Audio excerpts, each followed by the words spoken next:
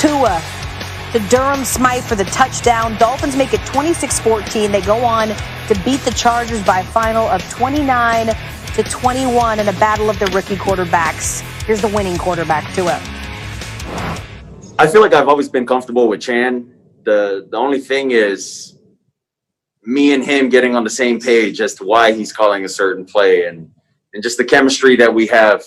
And so, it's just a continuous talk leading up to the game. And even with our starters, like our drive starters, like plays that we want to go out with to start the game too. It's a continuous talk. So just me and him getting on the same page and being comfortable with the plays that we're going into the game with, I think that's very, very key.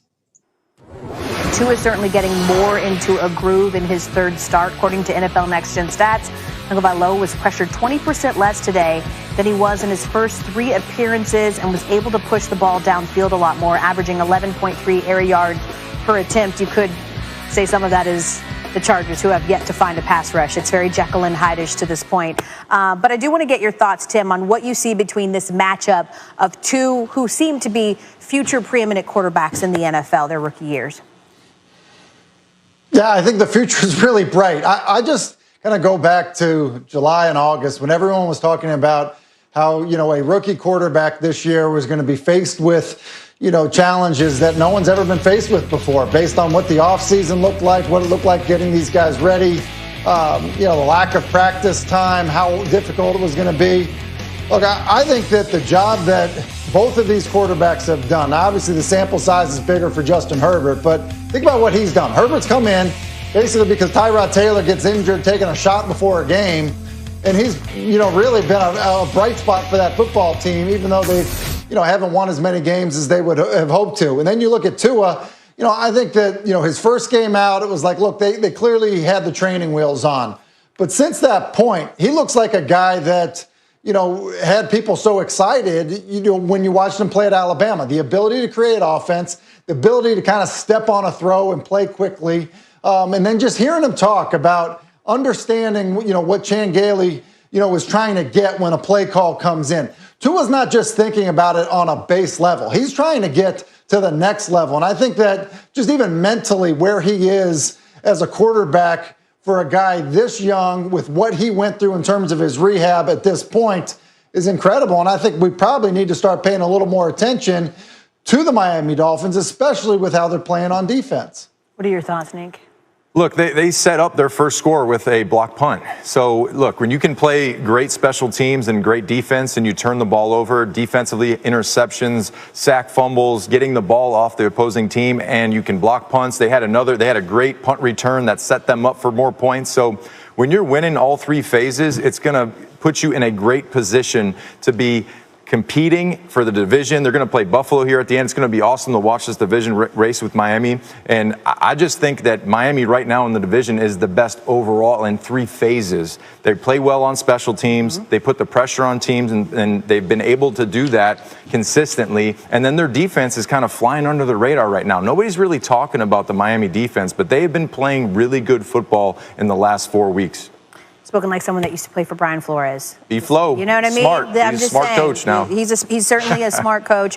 And so there it is. The Dolphins just a half a game back now of the Bills in the AFC East. I do want to go back, though, and talk about the NFC West. This was supposed to be a big one between the Seahawks and the Rams. The Hawks were embarrassed by the Bills last week. They were looking for a little get back. That defense wanted to redeem itself, facing the Rams, also looking to redeem themselves, coming off a bye after losing to the Dolphins. First quarter, Jared Goff to Tyler Higbee for 39 yards. Oh. Wow, Rams are driving early on. A little bit later in the drive, goal line, Darrell Henderson just punches it in. So the Rams are up 10-7. To the second quarter we go, same score. Malcolm Brown runs that one in. Rams up 17-7. Most people don't run on the Seahawks because it's not necessary. They choose to, and it works. After a Goff fumble, Hawks with the ball. Russell Wilson rolls out of the pocket. Don't get it twisted. He can still do this. Intercepted by Darius Williams. He had 4 turnovers last week. Another missed opportunity. Third quarter, Rams up by 4. Brown punches it in. They're up 23-13 after a missed extra point. What is happening with these Seahawks? Fourth quarter we go. Russell Wilson from 3rd and 8, same score. Fumbles the snap. It's recovered by Leonard Floyd. And the turnovers continue to haunt the Hawks offense. The snap was low. I'll give him that, but he couldn't get his hands on it. The problems continue for that Seahawks offense. To the fourth quarter we go, and the Seahawks are still trailing by 10 and facing a 3rd and 9. Not again, right? Like, no, this isn't. Oh, no, he's picked again. Darius Williams just sits on it, takes it, returns it 19 yards to Seattle 45. You see him jump the pass perfectly. Russ served that one on a platter. Not like Russell to have 2 picks, no touchdowns. No touchdowns. Second interception of the game. Seahawks follow the Rams 23-16. They have now lost 2 in a row. Here's Pete Carroll on what he saw from his team today. I believe that we're going to start making the plays in the games early on that we've been making in practice. You know, stuff that we saw happen in practice didn't happen in this game. And I believe that we're going to take care of the football with all of the emphasis that we have on it. To turn the ball over, 7 times in the last 2 weeks is just, you know, I don't recognize that kind of execution where we're giving the ball up. I believe these guys are going to hang together, and they're going to keep working because they're great. They're great people. They care. They want to work hard. They enjoy working it and going for it. They're okay about the challenge when it's tough. They still want to keep battling. You can see them hanging in there and supporting one another. And so I really believe we have plenty of time to get this thing going. And so that's the way I'm going. And I convey that to them, and I hope they want to go along with it. And we got a lot of football ahead. We're bouncing right back here on Thursday. We got to come right back against the Cardinals. They're doing great, and it's going to be a difficult challenge for us.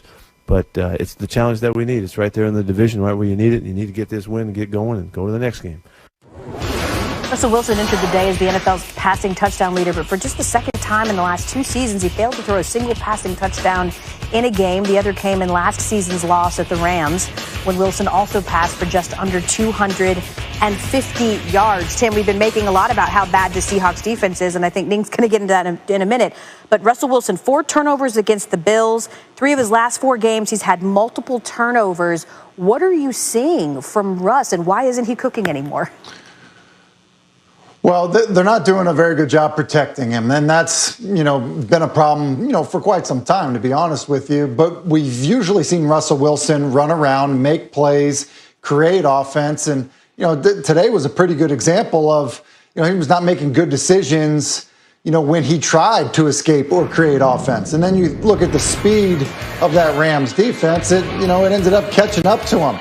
Listen, this is uncharacteristic stuff for Russell Wilson. He fumbled snap. Got an opportunity to scramble, pick up the first down. It's just an absolute late force that ends up getting picked off. And I think there's probably a level of frustration when the rest of your offense feels like this, like you're playing uphill. Guys are getting beat up front, and the defense is swarming around the quarterback. I think oftentimes we've expected him to just put on a cape and be Superman, kind of just be amazing for that football team and create offense, get out of trouble, fix other people's mistakes if they miss an assignment or blow a block up front. And so, look, it's hard to do that each and every week. And I think that in some ways it's kind of catching up to the Seattle Seahawks.